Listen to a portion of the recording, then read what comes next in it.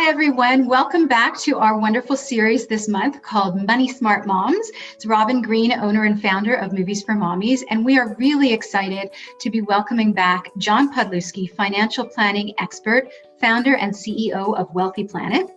John has some great tips for us during these unique times in our lives as we're looking at planning and all the things that can be changing. And today our focus is going to be on what to do with some of the money that you saved. It's been an interesting year with the pandemic, and some people have been able to, without the vacations or the trips or the summer camp or whatever it is, they might have a little extra money lying around. And some people are wondering, hey, what's the best option of what to do with it? So welcome, John, and we look forward to hearing your insights on this. Thanks, Robyn. I think first and foremost, there's a real strong positive to take away from these, trial times that we are going through right now, is that we're being forced to discipline ourselves, which is a great thing, right? And so you do have some money left over because you used to spend so much going out for coffee or dinners and movies and et cetera, like you just mentioned. There's a scenario there where you will learn from this. And then when we go back to living life the way we used to, you'll have some of those disciplines built to continue on. So the first thing I would say, I would address debt first and foremost. Are you having problematic times paying down debt? Are you actually approaching paying off principal? This might be a great time to use that extra money for doing so. I would look at smoothing out debt over time right now. Interest rates are very low. If you have the opportunity to refinance big debt, or at least, in a home equity position, or if you're able to at least get a line of credit to lower that high interest debt, now would be a great time to apply that extra money when paying down that principal debt. If you have priorities built, and in our last segment, I mentioned the difference between priorities and goals. If you have significant priorities, I would look into what you plan to do with that excess money and time. A great place right now would be the TFSA. Right. It's very flexible. You can take it out anytime you wish to, deploy it to anywhere you want to. You can take it up and put it into an RSP if you require it in that year. That's a great position to put additional monies right now. And then for a lot of people, it's as simple as having an emergency fund for the very first time in their life. Most of us out there say you need between 3 and 6 months emergency fund. And people say all the time, oh my God, what do you need that for? And then look what happened. Yeah, 2020.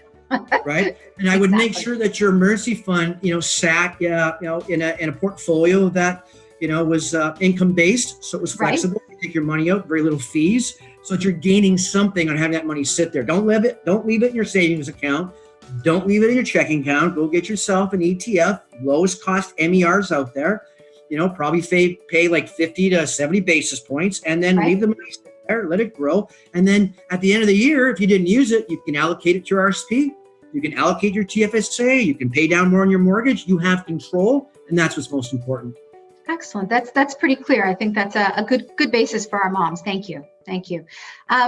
I think one of the other questions that we have today when it comes to what to do with money that you've saved is, what are some of the more prudent avenues for financial planning? Whether it is, as you said, to lower your debt. Can you use extra money like for long-term financial differences in 10 or 20 years? So what are your thoughts on that? Yeah, absolutely. Once you define what your true priorities are, I know I keep coming back to that, right? But once you know, then you tend to leverage anything that you have extra to number one. Right? Most people can handle 3 priorities. So that's getting out of debt or, educating your handle 3 in a lifetime. Beyond that, that's not the average person that we're speaking to right now. Right. And so I would ensure that you had those priorities in place, and then you had vehicles for those priorities. The biggest one that I've been preaching about is that we have still the largest segment of middle income not involved in electronic traded funds. So first and foremost, people know what a mutual fund is. That's professional money management, right? So what we try to educate people that 88% of those money managers out there today don't beat the indexes like the S&P 500 or the NYSE. Those are indexes. You as a consumer have the ability to bypass that, go directly to the indexes and save all that management expense ratio, all those fees, and all that money will go back into your portfolio. So not only are you saving that money, but you're saving your fees on top of that. What a better time to do it now that you've built your disciplines.